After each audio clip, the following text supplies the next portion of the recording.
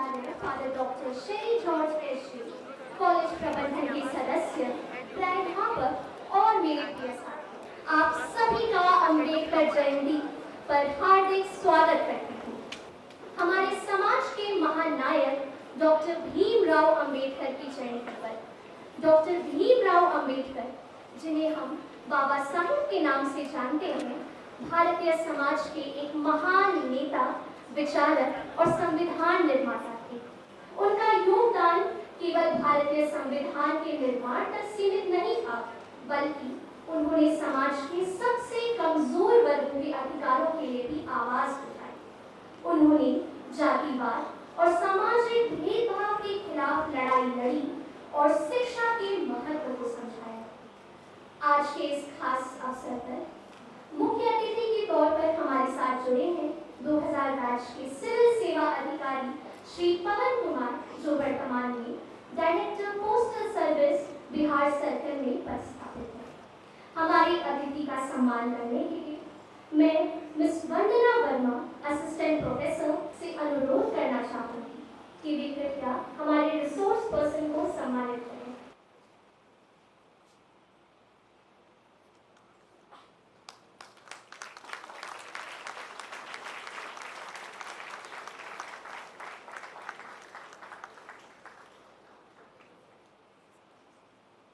अतिथि महोदय और आदरणीय उप प्रधानाचार्य फादर डॉक्टर शेरी जॉर्ज एसजी से अनुरोध करना चाहूंगी कि वे कृपया डॉक्टर भीमराव अंबेडकर के चित्र पर श्रद्धा सुमन अर्पित करें।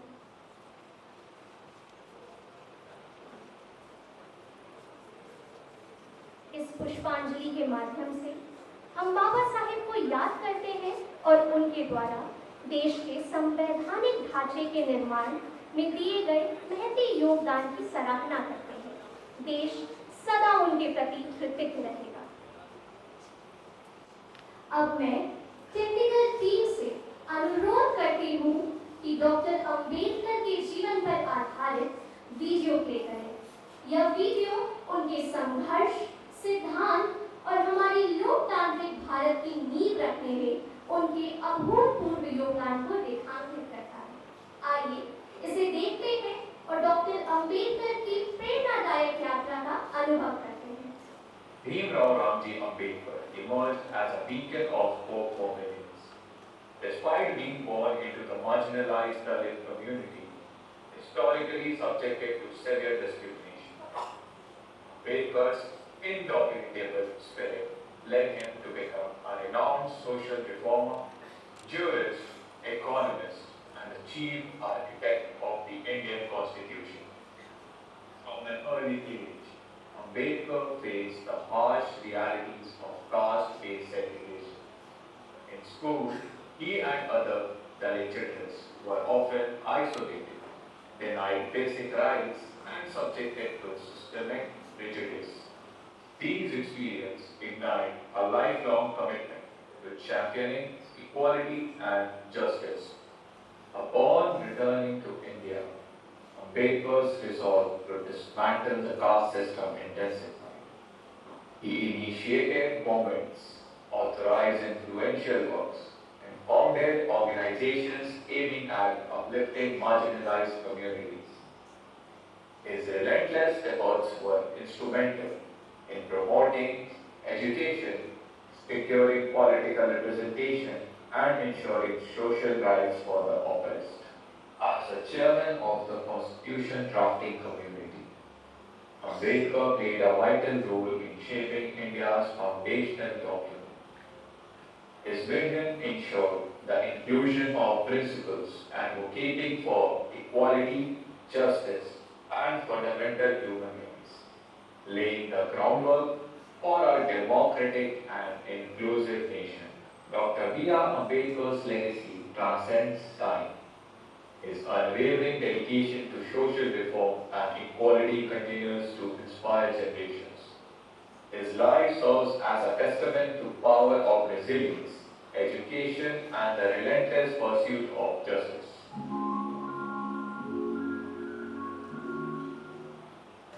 अब मैं ज़ेवियर क्रिएटर क्लब के सदस्यों को मंच पर आमंत्रित करना चाहूंगी। आइए हम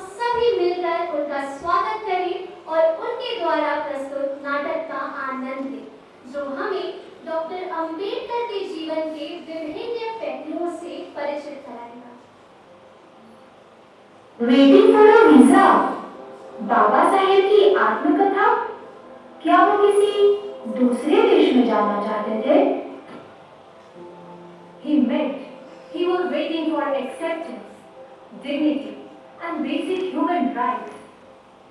उनके अनुसार मनुष्य की पहचान उनके कर्मों से हो, न कि समाज में बनाए गए उनके धर्मों से या रीति रिवाजों से। शायद बाबा साहेब हम जैसे खुशनसीब नहीं थे। जब आप बड़े हो रहे थे तब समाज का दृष्टिकोण कुछ और था।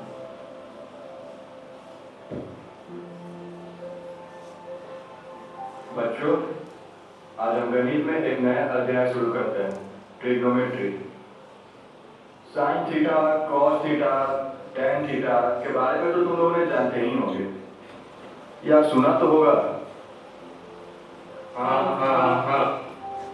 चलो तुम बताओ, साइन थीटा क्या होता है? नाम घटाकरण। अच्छा तुम, कॉस थीटा क्या होता है? धार बटाकरण। टैन थीटा कोई नहीं जानता है। गुरुजी, हाँ तुम बताओ। लंब बटा आधार। बहुत अच्छे। गुरुजी, क्या मैं अंदर आ सकता हूँ? नहीं। यह तो नीच जाति का है।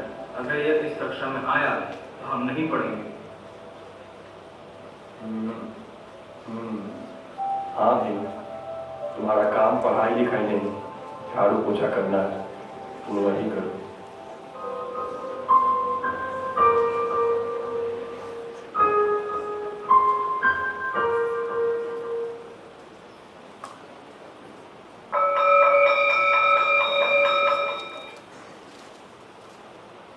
और क्या लाए हो खाने में? खोलो ना। बड़ी बाटी लाया हूँ। अरे वो पानी दो ना। भाई, मुझे भी बहुत प्यास लगी है, जरा पानी पिला दो, भगवान की मेहरबानी होगी। तू महर जाति का है, तेरी जगह हमारे साथ नहीं है। हाँ, सारा दिन बर्बाद कर दिया।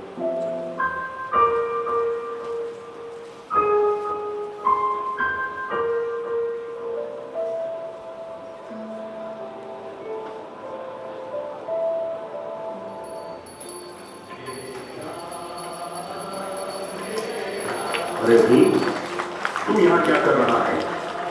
पंडित जी, मैं भी ईश्वर की पूजा करना चाहता हूँ, मैं भी उनका आशीर्वाद लेना चाहता हूँ। नहीं, तू अछूत है। तेरे मंदिर में आने से मंदिर अपवित्र हो जाएगा। क्या मेरा कसूर सिर्फ इतना है कि मैं एक महार हूँ? क्या ईश्वर सिर्फ ऊंची जातियों का है? क्या शिक्षा, मंदिर, पानी ये सब मेरे लिए नहीं है? नहीं, एक दिन मैं इतना पढ़ूंगा, इतना आगे बढ़ूंगा कि यही समाज मुझे सुनेगा। मैं एक ऐसे भारत का निर्माण करूंगा जहां किसी को भी उसकी जाति से नहीं बल्कि काबिलियत से पहचाना जाएगा। हे ईश्वर, तूने मुझे मजबूत बनाया है, अब मैं पीछे नहीं हटूंगा, मैं लड़ूंगा कलम से और बदलाव ला कर रहूंगा। संविधान दिया जिसने सदियों की बेड़ियां तोड़ी, वो भीमराव अम्बेडकर था। विश्वास नहीं होता उस समय समाज के लोगों की दृष्टि कितनी सक्रिय थी। ये कैसा इंसान था जो इतने अपमान के बावजूद भी टूटा नहीं? बाबा साहेब भीमराव अम्बेडकर। उसने कभी अपने जातिवाद भेदभाव को अपनी पढ़ाई पर हावी नहीं हुई। सच में? हाँ, इसी समर्पण को देखकर बड़ौदा के शाहू महाराज ने उन्हें इंग्लैंड में उच्च शिक्षा के लिए भेजा। लंदन में भीमराव रोज लाइब्रेरी जाते थे, घंटों पढ़ते थे, हर दिन हर रात। Good evening, sir. Good evening. It's time to relax. Why don't you ever go out? We're always sitting here. I will cancel your library membership. Sir, please forgive me. Don't cancel it. I have to study. not for myself, but for my people, for those who have been denied knowledge for centuries. इसके बाद बाबा साहेब ने Europe के भिन्न भिन्न university में 4 PhD degree की उपलब्धि प्राप्त की। भारतीय इतिहास के वह एक ऐसे व्यक्ति हैं जिन्होंने दलितों और वंचितों को सामाजिक अधिकार दिलाने के लिए अपना पूरा जीवन समर्पित कर दिया। हम आदि से अंत तक भारतीय हैं। महात्मा आए और चले गए, परंतु अछूत ही बने हुए हैं। जातीय धारणा जो मन की अवस्था मात्र है, धर्म जो किसी को जन्म से श्रेष्ठ और किसी को नीच, यह धर्म नहीं गुलाम बनाने का षड्यंत्र है। यदि हम संयुक्त और आधुनिक भारत चाहते हैं तो हमें ज्ञान और शिक्षा के साथ अपने पैरों पर खड़ा होना होगा और अपने अधिकारों के लिए लड़ना होगा। मेरी आत्मकथा वेटिंग फॉर अ वीजा में मैंने जो लिखा है वो मेरा व्यक्तिगत अनुभव नहीं, करोड़ों लोगों की कहानी है। लेकिन अब मैं इस वीजा को पार रहा हूँ। अब इस देश में किसी को भी अपने ही देश में रहने की अनुमति मांगनी नहीं पड़ेगी। संविधान ये वह दस्तावेज है जो सबको बराबरी देगा, चाहे वो किसी भी जाति, धर्म या वर्ग से हो। वो बच्चा जो क्लास में बैठने नहीं दिया गया, वो युवा जिसे पानी पीने से रोका गया, वो भक्त जिसे मंदिर से निकाल दिया गया, वही बना इस देश का संविधान निर्माता। बाबा साहेब भीमराव अंबेडकर, एक नाम, एक आंदोलन, एक युग। आइए हम सभी मिलकर उस भारत को बनाएं जिसका सपना उन्होंने देखा था। समानता, सम्मान और शिक्षा से युक्त भारत, इससे बड़ा उनके जन्मदिन का तोहफा और कुछ नहीं हो सकता।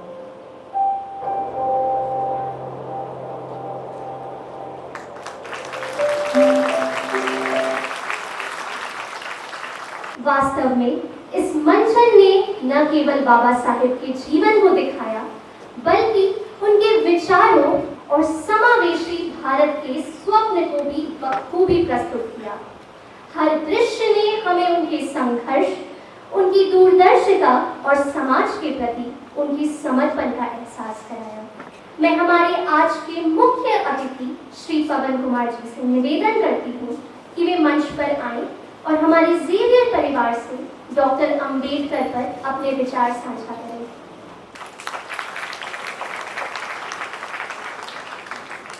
नमस्कार। ओ अष्ट दागे शिकस्त पैमा, ओ रंग जख्मे खुलूस यारा, मैं गम गुसारों में सोचता हूँ, बात छेड़ूं कहाँ कहाँ से। शुक्रिया आपके हौसला अफजाई के लिए। और आपसे मैं निवेदन करूँगा कि मेरे माननीय और माननीय मित्रों ने जो अपनी कलात्मक प्रतिभा का परिचय दिया, उसी गर्मजोशी के साथ, उसी तालियों के गड़गड़ाहट के साथ आप उनका भी अभिनंदन करें, खैरमकदम करें। आज के इस कार्यक्रम में इस संस्था के सर्वोच्च ओहदे को सुशोभित करने वाले, अलंकृत करने वाले आदरणीय माननीय प्राचार्य महोदय, उप प्राचार्य महोदय, उपस्थित तमाम लब्ध प्रतिष्ठित शिक्षकगण, शिक्षिकाएं, और मैं समय से थोड़ा पहले आ गया था तो मेरे समय का सदुपयोग करते हुए यहाँ पे आदरणीय वंदना मैम ने मुझे इस संस्था के बारे में बहुत कुछ बताया, तो उनके तमाम सहकर्मी और मेरे तमाम उत्साही मित्रों जो छात्र छात्राओं के रूप में यहाँ उपस्थित हैं, जो अपनी उपस्थिति से इस पूरे प्रकोष्ठ को जगमग तारों की तरह रोशन कर रहे हैं, मेरी इंतहाई खुशनसीबी है कि आज आपने मुझे इस अवसर पर, इस विशेष अवसर पर बाबा साहब भीमराव अंबेडकर के बारे में, उस महामानव के बारे में, उस महान दार्शनिक चिंतक के बारे में अपने विचार व्यक्त करने के लिए आमंत्रित किया। मैं आपके इस आमंत्रण के लिए और आपके इस भावपूर्ण स्वागत से जो मेरा मन आह्लादित है, इसके लिए मैं सबसे पहले आपका मनपूर्वक धन्यवाद करता हूँ। मैं मैं तो पॉलिटिकल साइंस का विषय का छात्र रहा हूँ। यूँ तो इस मुबारक मिट्टी में, इस हिंदुस्तान के सरजमी पर ऐसे अनेक लाल पैदा हुए हैं। उसी गौरवशाली परंपरा के अनुरूप हिंदुस्तान की रत्नगर्भा धरती ने बाबा साहब जैसा यशस्वी पुत्र दिया, जिन्होंने अपनी प्रतिभा, कर्मण्यता, सेवा, सदाचार, त्याग और उदारता के बल पर इतिहास को वांछनीय मोड़ दिया। उन्होंने दलितों का उद्धार किया, पीड़ितों का परित्राण किया और समग्र रूप से मानव कल्याण का पथ प्रशस्त करने में अपना जीवन उत्सर्ग कर दिया। अभी हमने देखा स्क्रिप्ट के माध्यम से और उसके पहले जो वीडियो दिखाया गया था, काफी हद तक उनके जीवन के बारे में बाकी झांकी प्रस्तुत की गई। कैसे विषम परिस्थितियों में उन्होंने इस धरती पर जिया। उनके पास कई विकल्प थे। जिंदगी ने फूलों के रस भरे जाम उनके नाम भी पेश किए थे, लेकिन उन्होंने उनको हमेशा नकार दिया। भारत में पढ़ाई करने के बाद, हालांकि वो बहुत गरीब परिवार में तो नहीं जन्मे थे, उनके पिताजी उस जमाने में सूबेदार थे, जूनियर कमीशन अफसर थे और जिसका उनको फायदा हुआ वो पढ़ाई कर सकते थे। और जब उनकी प्रतिभा ऐसी थी और उनकी तीव्र इच्छा थी कि वो विदेश के सबसे उच्चतम संस्थानों में तालीम हासिल कर सके, और वैसे में बड़ौदा के महाराज ने उनको सहायता प्रदान की शर्त पर कि पढ़ लिख कर उस बड़ौदा रियासत के प्रति आपको अपनी सेवाएं अर्पित करनी पड़ेगी। लोक सेवक के रूप में, सिविल सर्वेंट के रूप में अपने खिदमत अंजाम देने पड़ेंगे। कोई ऑप्शन नहीं था, कोई विकल्प नहीं था, कोई रास्ता नहीं था। उन्होंने उस विकल्प को चुना और विदेश के सबसे अच्छे शिक्षा संस्थानों में उन्होंने पढ़ाई की। चाहते तो वहाँ पे वो प्रोफेसर के रूप में, असिस्टेंट प्रोफेसर के रूप में, चांसलर के रूप में, वाइस चांसलर के रूप में एक अच्छी जिंदगी बिता सकते थे, लेकिन वो रास्ता उन्हें कबूल नहीं था, वो रास्ता उन्हें स्वीकार्य नहीं था। और जिस समाज में वो पैदा हुए थे, जहाँ जन्मे थे, जिस मिट्टी पर जन्मे थे, वो मानते थे कि उनके ऊपर वो कर्ज है, वो ऋण है और उस ऋणों से उन्हें ऋण होना है। उन्होंने हिंदुस्तान आने का रास्ता चयन किया और जब भारत आए तो आप जानते भी होंगे, आप सभी सूदी छात्र हैं, आपको बहुत कुछ पता भी होगा कि कैसे एक बार फिर इतनी पढ़ाई करने के बाद और सारी विषमताओं का उन्हें सामना करना पड़ा। और हिंदुस्तान में जब वो आए, जब महाराष्ट्र मुंबई से फिर बड़ौदा आए, तो उन्हें रहने के लिए घर तक नहीं मिला, होटल तक नहीं मिला। किसी हिंदू होटल के मालिक ने स्वीकार नहीं किया कि एक अछूत, एक अस्पृश्य व्यक्ति उनके होटल में रहे, उनके धर्मशाला में रहे। तो बाद में वो एक पारसी का धर्मशाला था, लेकिन तो बड़ी मुश्किल से उन्होंने इस बात पर समझौता किया कि अपना नाम मत बताइएगा, आप कोई क्रिश्चियन टाइप का नाम बता दीजिएगा, पर्शियन टाइप का नाम। लेकिन उसके बाद भी जब कई उस समुदाय से जुड़े हुए लोगों को पता चला कि ये कोई पर्शियन नहीं है, उसके बाद उनको परेशान किया गया, उस होटल से निकलना पड़ा। उसके बाद बड़ी मुश्किल से उनको कोई घर मिला, वहाँ भी इसी तरह के दिक्कतों का सामना करना पड़ा। आपको पता है कि विद्यालयी जीवन में, छात्र जीवन में उन्होंने कितनी तरह की विषमताओं का सामना किया, कैसे दिक्कतों से उन्हें रूबरू होना पड़ा, कैसे उस जाति के लोगों को पढ़ने के लिए समान अवसर नहीं थे, उनके लिए पीछे बैठने का ऑप्शन था, उनके लिए वो पानी पीने की वो सारी सुविधाएं उपलब्ध नहीं थी, वो मंदिरों में नहीं जा सकते थे, जैसा कि अभी दिखाया गया।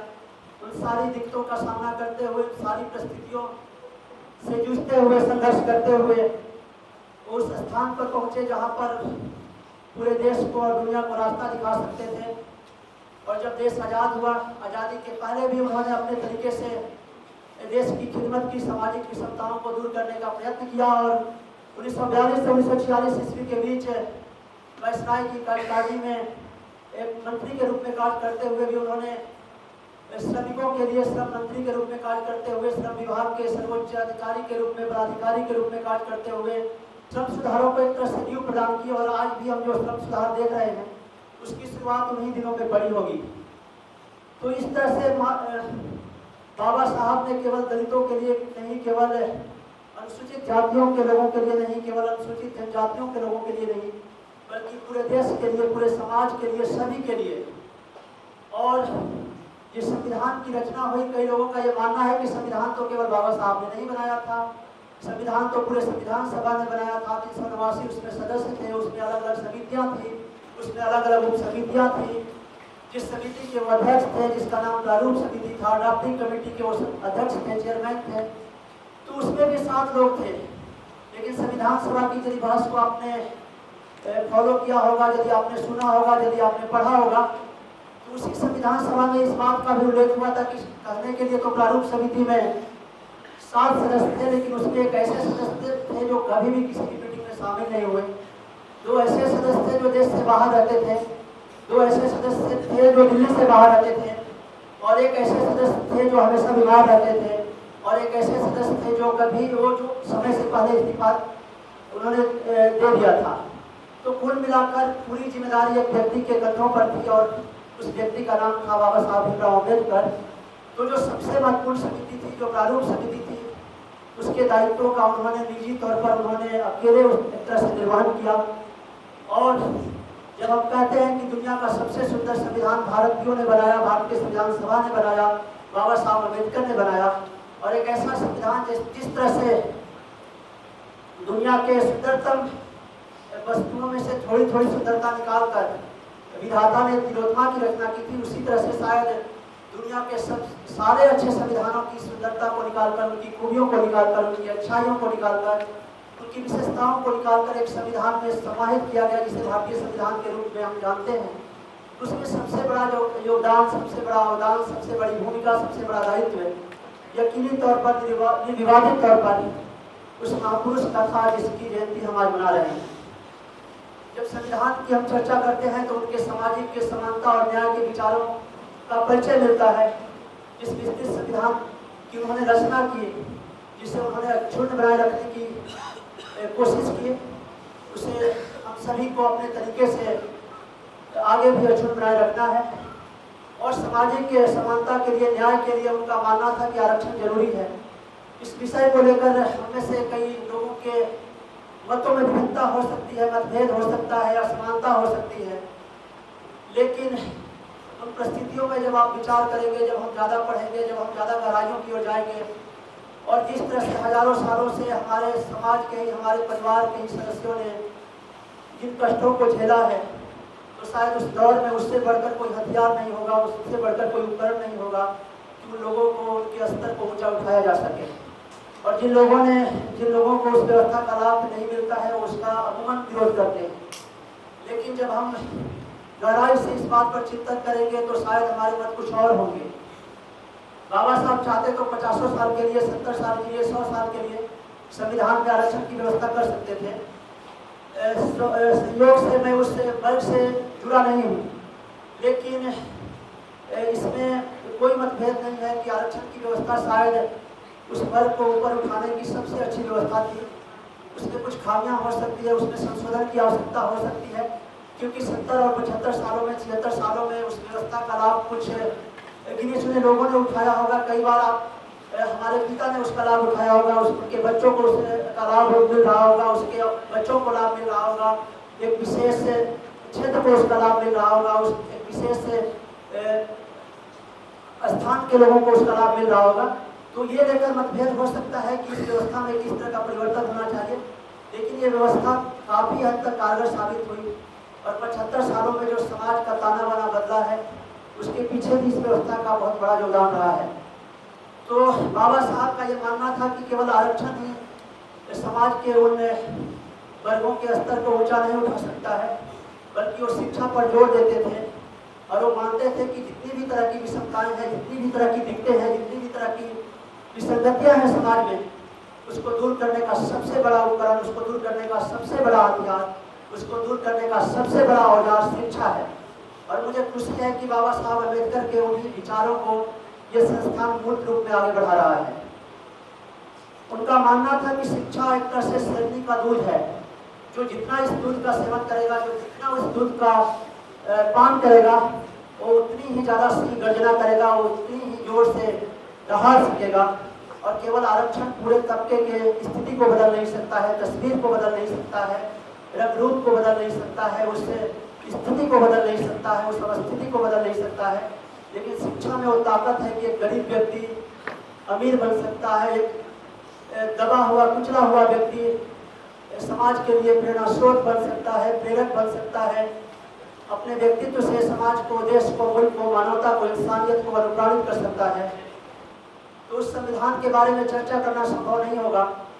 लेकिन उस संविधान का परिचय संविधान के उस प्रस्तावना से मिलता है जिसे हम लोग प्रेमबल इंडियन कॉन्स्टिट्यूशन के रूप में जानते हैं। और मुझे विश्वास है कि आप पे उससे भली भांति परिचित हैं। और उस संविधान की प्रस्तावना में लिखा गया था we the people of India. ये संविधान की जो प्रस्तावना है, इसका एक एक शब्द हमारे लिए एक मंत्र की तरह है, हमारे लिए गायत्री मंत्र की तरह है, हमारे लिए महामृत्युंजय मंत्र की तरह है। और आप एक एक शब्द के बारे में घंटों चर्चा कर सकते हैं, महीनों चर्चा कर सकते हैं, हफ्तों चर्चा कर सकते हैं। और इन सारे शब्दों में कितना ताकत है, कितना बल है, कितना सामर्थ्य है। इस प्रस्तावना को, इस संविधान की मूल भावना को यदि लागू कर दिया जाए तो हिंदुस्तान सचमुच में जन्नत बन जाएगा। और इस भावना के लागू होते ही इस धरती पर फिरदौस लौट आएगा। तो बहुत कुछ न कहते हुए, समय की मर्यादा को पालन करते हुए, समय की अपनी सीमाएं हैं, मैं आपका ज़्यादा समय नहीं लूँगा। उस महामानव ने हमें रास्ता दिखाया। बाबा साहब भीमराव अम्बेडकर पाप के रूप में हमारे बीच में नहीं है, लेकिन वो हरदम रहेंगे। उनका कालजयी व्यक्तित्व हमें प्रेरणा देगी, उनका साधना, उनका पवित्र जीवन हमें अनुप्राणित करेगा। जब कभी अंधेरा दिखाई देगा, जब कभी थकान आएगी, जब कभी दुर्बलता का अनुभव होगा, अखंड साधना का उनका जीवन सारी अंधेरा, सारा कटकाखिल रास्ते को दूर करेगा। और उनके रास्ते पर चलते हुए हम उस लक्ष्य को हासिल करेंगे। मैं इन पंक्तियों के साथ उनको प्रणाम करते हुए मैं आप सभी का धन्यवाद करता हूँ कि आपका विराट यह रूप कल्पना, आपका विराट यह रूप कल्पना, आपका विराट यह रूप कल्पना पट पर नहीं समाता है। कितना कुछ कहूँ मगर कहने को शेष बहुत रह जाता है। शुक्रिया। आपका बहुत बहुत धन्यवाद सर, आपके विचारशील शब्दों के। और अब मैं अम्बेडकर जयंती के उपलक्ष्य पर कविता पाठ करने के लिए अपने सहपाठी BCA विभाग के प्रथम वर्ष के छात्र अंकित राज को मंच पर आमंत्रित करना चाहूंगी। आज का दिन है बड़ा महान, आज का दिन है बड़ा महान, पर सूरज चमका एक इंसान, कर दिया अद्भुत ऐसा काम, कर दिया अद्भुत ऐसा काम, बदल डाला विधि का विधान। सुप्रभात। इन्हीं पंक्तियों के साथ आज मैं अंकित, BCA प्रथम वर्ष का छात्र, आप सभी के समक्ष एक कविता लेकर प्रस्तुत, जिसका शीर्षक है क्रांति की मशाल। सदियों से जो देश था, सदियों से जो देश था, जाति बंधन में बंधा हुआ, सदियों से जो देश था, जाति बंधन में बंधा हुआ, वंचितों के प्रति भाव जिसका, वंचितों के प्रति भाव जिसका था, दया की सूली टंगा हुआ। उस देश में जन्मा लाल एक, उस देश में जन्मा लाल एक, मोड़ दिए रुख जिसने तूफानों के, मोड़ दिए रुख जिसने तूफानों के, बदले वह सारे क्रूर नियम जो चलते चले जमानों से। भारत को जातिवाद मुक्त, भारत को जातिवाद मुक्त करने का जिसने ठाना था, जग ने उनको बाबा साहेब अम्बेडकर नाम से जाना था, जग ने उनको बाबा साहेब अम्बेडकर नाम से जाना था। हर भारतवासी के दिल में, हर भारतवासी के दिल में वह आज भी अमर रहते हैं। चाहने वाले अम्बेडकर को जय भीम गर्व से कहते हैं, जय भीम गर्व से कहते हैं। समाज में छुआछूत से उनको अपमानित किया जाता था, स्कूल में दूसरे छात्रों से उन्हें अलग बिठाया जाता था।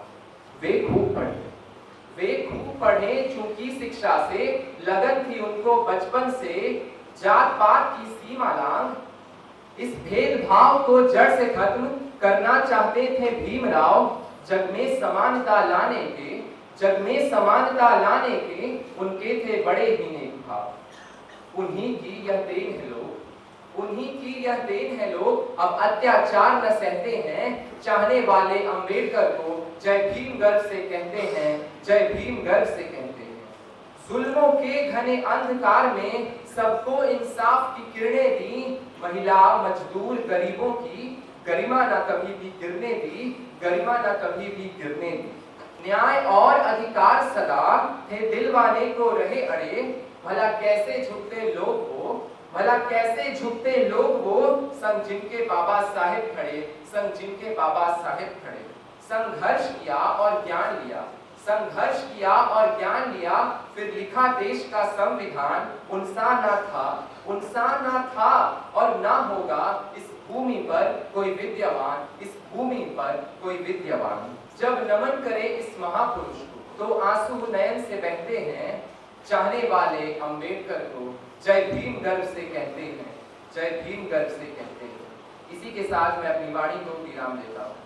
धन्यवाद अंकित।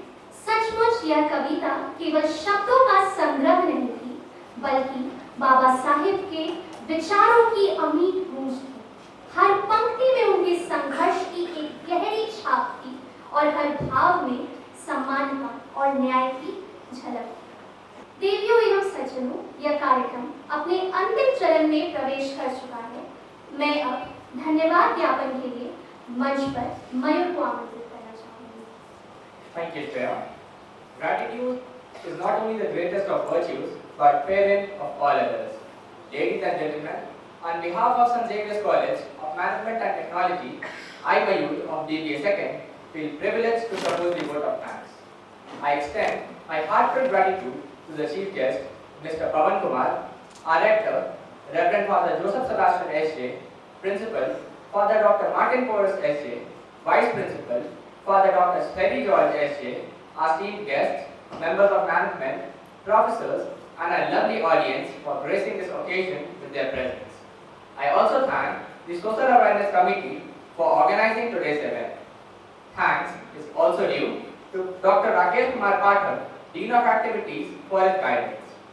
We are grateful to the members of Department of Journalism and Mass Communication for photography and videography. I take this opportunity to thank the Stage Management Committee for making necessary stage arrangements. We also thank the Discipline Committee for ensuring the smooth flow of the program. My special thanks to the anchor of the day, Shreya, for comparing today's event efficiently. I also acknowledge the contributions made by our technical and support staff. Last but not the least, I thank everyone present here for being such a lovely audience. Thank you.